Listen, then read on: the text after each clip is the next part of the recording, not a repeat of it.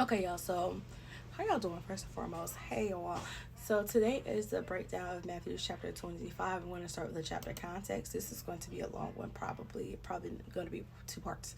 So let's go ahead and get into the chapter context.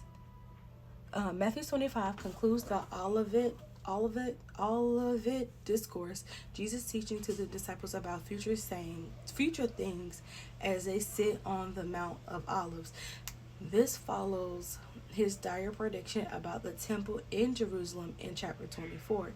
He gives two more parables to emphasize that they must prepare for his return. Finally, Jesus describes the moment of his return at the time of tribulation when he will judge all who live on earth at the beginning of his kingdom.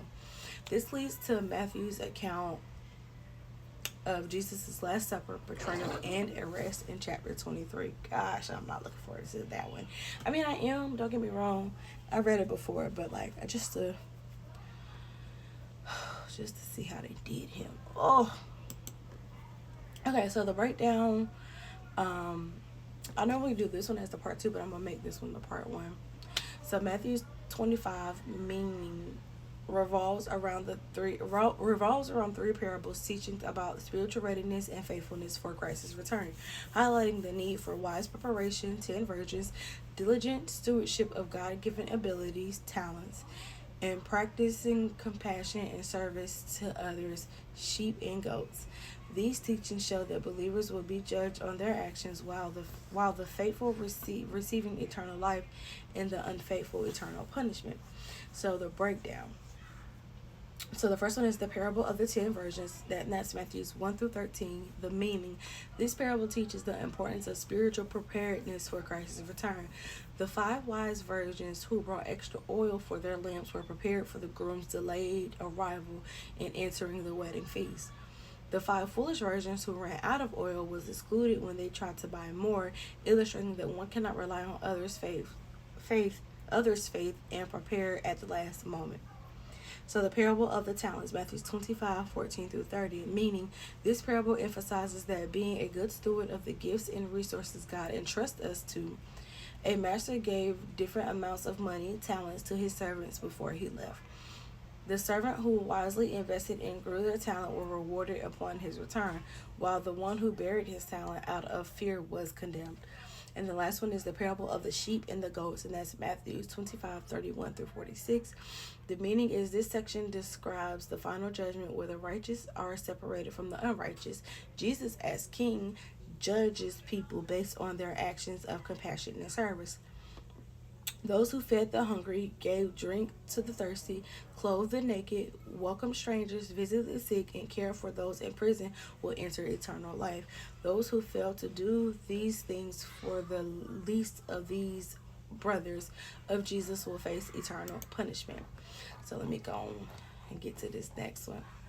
I got about 7 minutes. Okay, so in response to their request, Matthew 24:3, Jesus has been describing the future events to his disciples. Some of it must have been difficult to understand as they sat together on the Mount of Olives.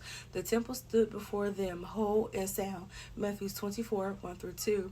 Jesus was alive and well and still there to teach and direct them. None of the terrible things he described has happened yet.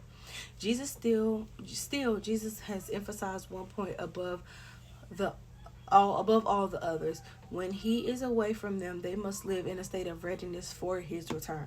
They must prepare for him to come back by making right choices while he is gone.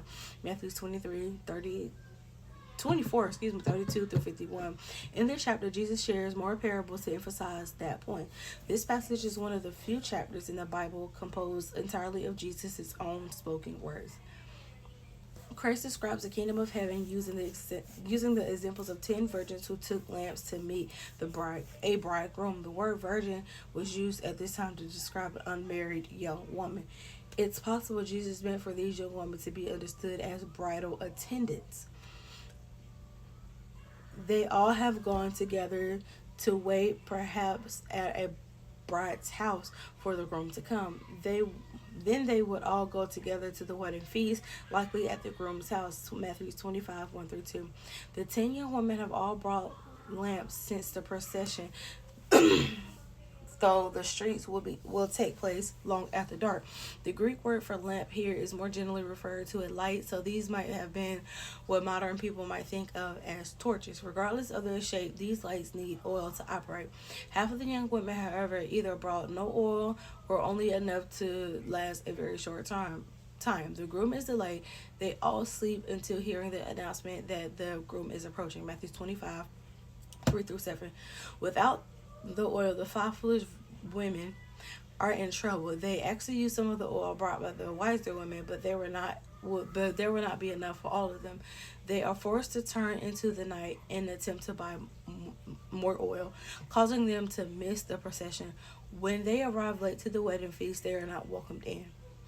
Those who were supposed to have been there have entered, and no one is left to vouch for these foolish ones. Matthew 25, 8 through 12. Jesus emphasizes again that nobody knows the day nor the hour he, the bridegroom, will return. His disciples must be prepared.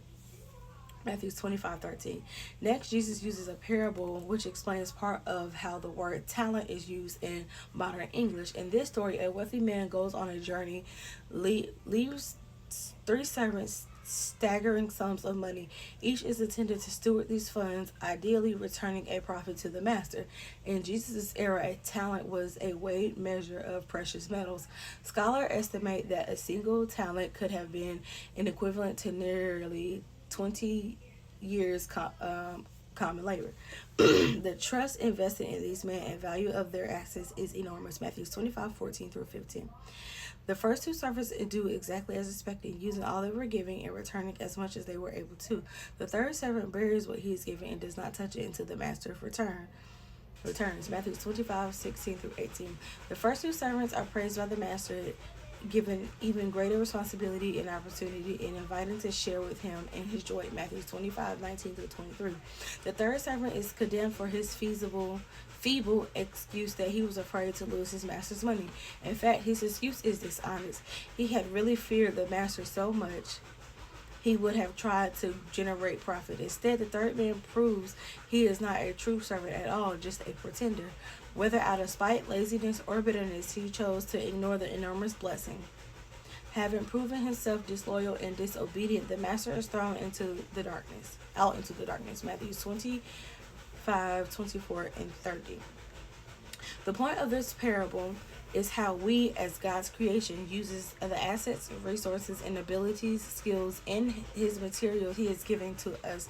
Not all people are given the same share of talent, but God's assessment is based on whether we faithfully use what we are given. To waste, ignore, or disrespect what God provides for us is sinful. Ooh, I've been called out.